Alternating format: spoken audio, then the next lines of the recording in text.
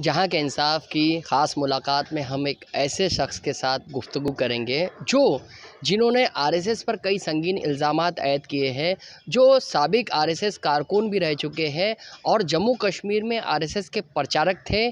यशवंत शिंदे नाम है जिन्होंने ये इल्ज़ाम लगाया है कि 2000 से लेकर जितने भी बम धमाके मुल्क में हुए हैं उसकी ज़िम्मेदार आरएसएस है और आरएसएस ने ही ये धमाके करवाए और उन्हें भी बाज़ाब्ता तौर पर बम बनाने की ट्रेनिंग जम्मू कश्मीर में दी गई थी और इस तरह के कई संगीन इल्ज़ामात उन्होंने लगाए हैं और तफ्तीशी एजेंसियों पर भी इल्ज़ाम लगाए हैं और उन्होंने सुप्रीम कोर्ट से लेकर बम्बई हाई कोर्ट और सेशन कोर्ट में भी अर्ज़ी दाखिल की है, जिसे अदालत ने कबूल की है। तो यशवंत शिंदे जी, बताएं कि क्या है पूरा मामला। 2003 में मेरे पास प्रस्ताव आया था कि बम का बनाने के प्रशिक्षण लेना है और प्रशिक्षण लेने का प्रस्ताव आने पर मैंने तुरंत उनको बताया कि भाई अभी क्या 2004 में लोकसभा के चुनाव है, तो उस चुनाव के लिए सब करवा रहे हैं क्या आप लोग, देश में माहौल ख़राब करने का। तो सामने वाले निरुत्तर हो गए, कुछ बोल नहीं पाए। उनको पता चला कि मुझे इनकी साजिश को जानकारी मिल गई। तो लेकिन मैं तो भी ठीक है उस प्लान में शामिल हुआ, ताकि मुझे अंदर जाना था और अंदर से और कौन कौन चेहरे हैं वो षड्यंत्र का मुझे लोगों का पता करना था। सिंहगढ़ गया। सिंहगढ़ में काफ़ी लोग आए थे महाराष्ट्र से, कई ज़िलों से। तो वहाँ से नांदेड़ से हिमांशु पानसे भी आया था। तो वहाँ पर एक 3-4 दिन की ट्रेनिंग हुई और ट्रेनिंग में मिथुन चक्रवर्ती नाम का व्यक्ति बम बनाने का प्रशिक्षण देता था।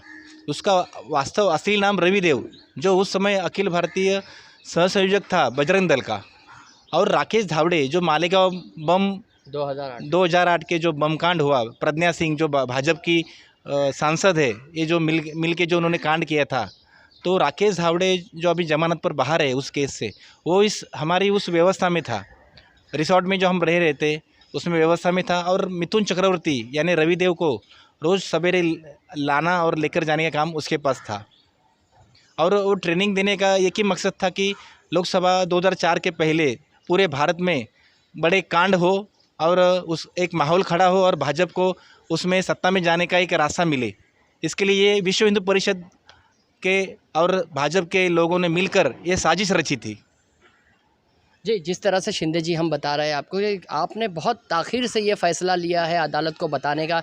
इससे कबल भी कई मौके आपके पास आए, लेकिन आपने जो है ये सिलसिला जो है वो तोड़ा नहीं और आरएसएस को आपने भी बचाने की कोशिश की। कहीं न कहीं ये है कि आप किसी के दबाव में ये चीज़ें कह रहे हैं, इस तरह के भी इल्ज़ामात लगाए जा रहे हैं। लोगों का कहना है कि आप जो है इतने बरसों बाद जो है 15 बरस बाद जो है आपने ये इल्ज़ामात आरएसएस जैसी तंज़ीम जो मुल्क से जो है देशभक्ति का दावा करती है, ऐसी तंज़ीम पर आपने ये किया है इल्ज़ाम।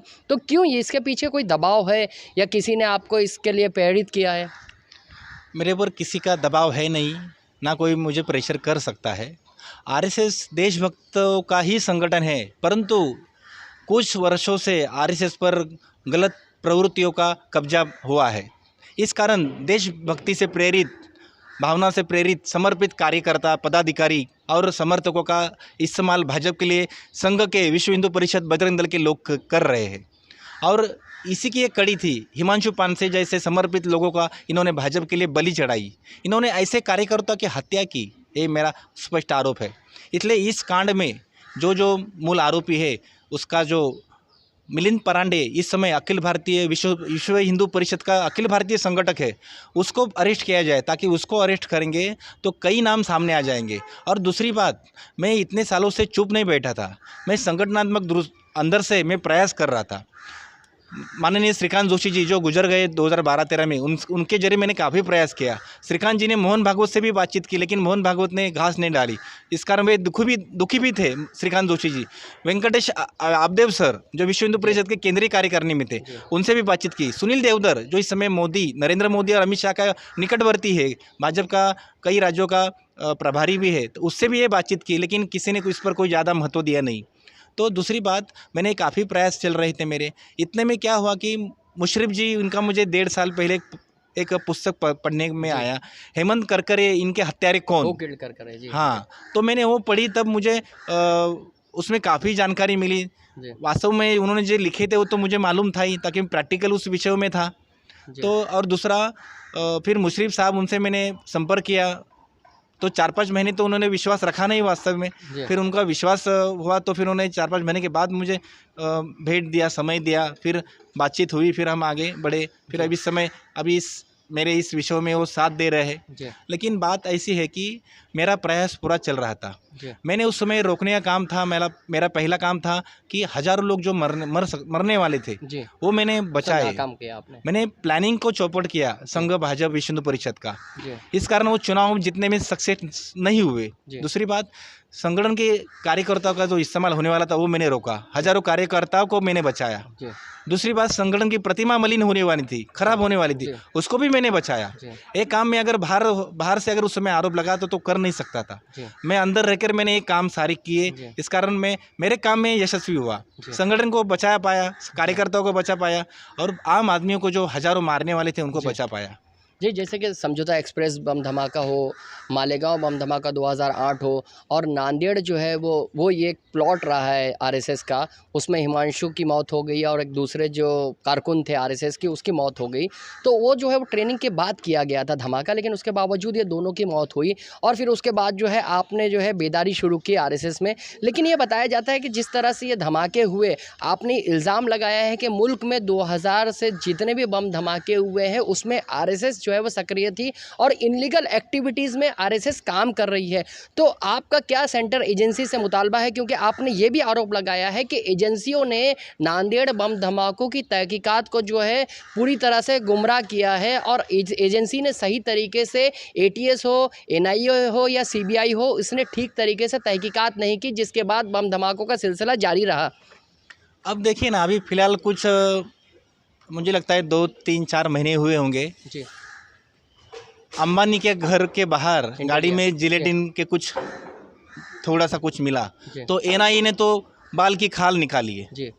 राजनीति चल रही है। जी। और जहाँ पर वास्तव में बम मिले, कांड मिले, साजिश हुई गंभीर, जी। वहाँ पर एनआईए ने कुछ किया नहीं। जी। मैदान के कुछ लोगों को पकड़ा, जी। ब्रेन जो बाहर घूम रहे उनको ऐसा ही छोड़ दिया। जी। ब्रेन पकड़ने चाहिए थे। जी। शायद हेमंत करकरे जी अगर जीवित होते तो आज मेन ब्रेन अंदर चले होते, जी। भाजपा के लोग लाइन लग जाती, जी। जेल में होते।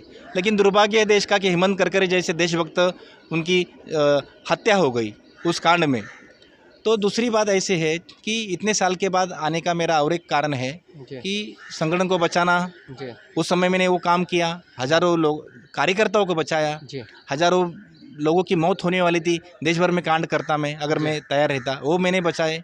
अभी आने का और एक कारण है कि 2014 वो लोग अंडरग्राउंड हुए, कुछ लोग जगह पर कर पाए।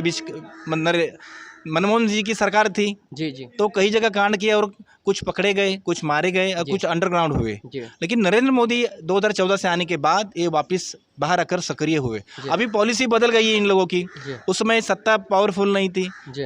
अब सत्ता में है। नहीं, उसमें सत्ता में पावरफुल नहीं थे, वो जी। कमज़ोर थे, तो बमकांड करके माहौल ख़राब करके उसका कैसे इस्तेमाल किया जाए, ऐसी सोच रहती थी, पॉलिसी वो थी। अभी सत्ता में बहुमत है, अमर्याद अधिकार है, जी। उसका अमर्याद उपयोग भी हो रहा है। जी। तो अभी पॉलिसी चेंज हुई है कि द्वेष फैलाओ। जी। जैसे पश्चिम बंगाल में ममता हिंदुओं पर बड़े अत्याचार कर रही जी। है। तबलीगों ने कहा भारत में कोरोना लाया नरेंद्र मोदी के गलत नीति के कारण, जी, बिल्कुल। नमस्ते ट्रम्प करने के लिए, जी। भाजपा की सत्ता गिराने के लिए जी। मार्च तक उन्होंने देश को खींचा, जी। सारे देश को रोगग्रस्त किया, जी। लाखों लोग मरे। जी। हिजाब का मैटर उन्होंने उठाया। जी। और अभी नुपुर शर्मा को आगे करके जी। प्रेषित मोहम्मद पैगंबर इनके नाम को उछालकर जी। बदनामी का विषय निकालकर विषय इतना गंभीर बनाया कि राष्ट्रीय अंतर्राष्ट्रीय स्तर जी। पर बहुत वही विषय था, दूसरा विषय नहीं था मीडिया में। बिल्कुल। अब ये करने का कारण एक ही था, जी। 3 महीने पहले कश्मीर घाटी में जी। चुन चुनकर निर्मम हिंदुओं की हत्याएं हो गई जी। Target train. और हजारों विस्थापित किए गए। जी। उस पर सत्ता में नरेंद्र मोदी इस समय पंतप्रधान है। अगर वो विषय ऐसा ही चलता रहा तो नरेंद्र मोदी की सरकार को वो नुकसान होने वाला था। तो उस विषय को दबाने के लिए नुपुर शर्मा को आगे किया और प्रेषित मोहम्मद पैगंबर इनका विषय को उछाला जी। और वो सक्सेस हो गए।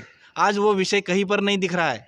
कश्मीर में क्या हुआ, आप किसी भी अंधा भक्तों को पूछिए कि तरह आंखें खोलो कि आपको आंखों में धूल फेंकने के लिए इस विषय को आगे किया। नुपुर शर्मा को कश्मीर घाटी में हो रहे विषय को लेकर चर्चा करने को क्यों नहीं सूझा? जी। यही विषय क्यों निकाला जो जिसकी कोई ज़रूरत नहीं थी, जिसकी ज़रूरत थी वो क्यों नहीं लिया? ताकि ऐसे विषय अगर चर्चा में लेते तो सीधा भाजपा का चेहरा खराब हो जाता, नरेंद्र मोदी का चेहरा खराब हो जाता। जी ऐसे में मोहन भागवत चुप है, नरेंद्र मोदी चुप है, सारी संगठन के मुखिया लोग चुप है। वो जी। चाहते ही है कि ऐसा ही द्वेष फैलता रहे जी और देश में माहौल खराब होता रहे और हमारे फुलके सेके राजनीति है, जी। बस यही इनका टारगेट है। ये थे शिंदे जी जो बता रहे थे कि उन्होंने बीजेपी, आरएसएस और हिंदू तंजीमों पे कई संगीन इल्ज़ामात लगाए और बताया कि किस तरह से नरेंद्र मोदी जी की सरकार जो है यहाँ बदगुमानियाँ पैदा कर रही है और मौजू को हटाने, इस मौजू से जहन हटाने के लिए जो है तरह तरह के मौजूआत लाए जा रहे हैं, जिसमें तौहीन रिसालत के मामले और दूसरे मामले को शामिल किया गया है और एक सोची समझी साजिश के तहत ये पूरा काम चल रहा है। इसलिए उन्होंने ये डिमांड किया है कि नांदेड़ बम धमाकों में जो साजिश हुई थी उसको बेनकाब किया जाए और दूसरी जो बम धमाके हुए हैं उसमें आरएसएस के जो भी लोग इन्वॉल्व है उसको गिरफ्तार किया जाए और उन्हें हिरासत में लेकर पूछताछ की जाए, जहां के इंसाफ की